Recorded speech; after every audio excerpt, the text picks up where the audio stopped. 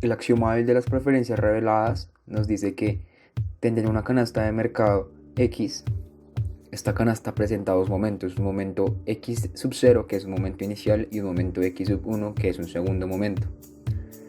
Siendo así, para todo X sub 0 y X sub 1, con X sub 0 distinto de X sub 1, el consumidor elegirá en el primer momento la canasta X sub 0 a los precios P sub 0, a los precios de ese mismo primer momento.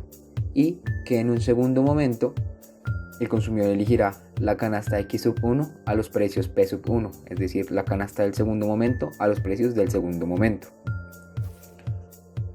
Luego tenemos que, en términos de gastos, el axioma dice que si el consumidor hubiera escogido la canasta del segundo momento teniendo en cuenta los precios del primer momento, habría hecho un gasto menor o igual a que cuando escogió la canasta del primer momento con los mismos precios de ese primer momento, independientemente de que le hubiera alcanzado para comprar la canasta del segundo momento con los precios del primer momento.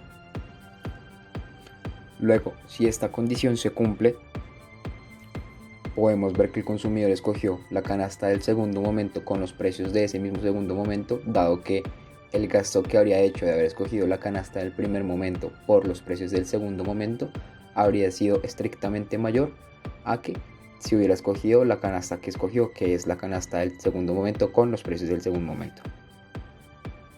Para la explicación de este axioma haremos un ejercicio en el que, teniendo una canasta de mercado donde hay cuadernos y esferos disponibles, el consumidor presenta dos momentos. Un primer momento donde compra 4 esferos a 800 pesos y un cuaderno a 1200 pesos o unidades monetarias.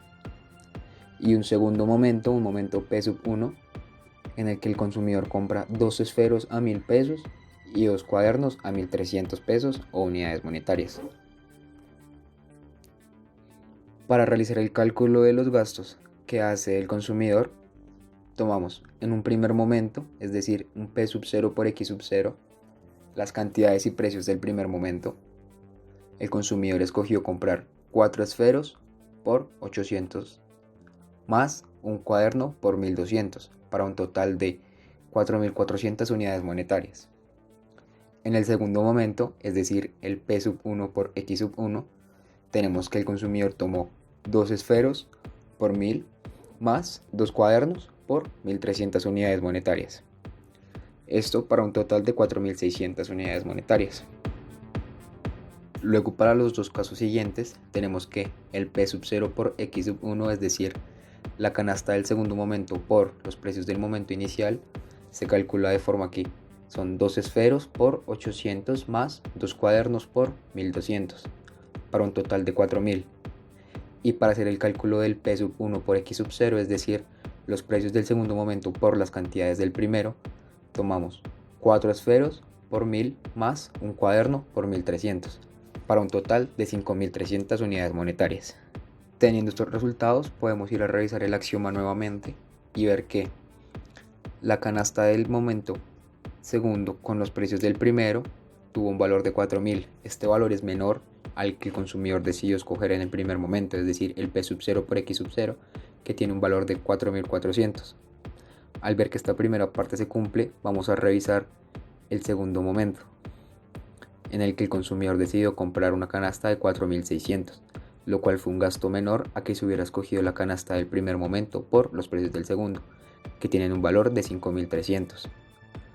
Vemos así que en el segundo momento el consumidor compró la canasta que compró, puesto a que su valor es mucho menor a que se hubiera seguido escogiendo la canasta del primer momento con los precios actuales.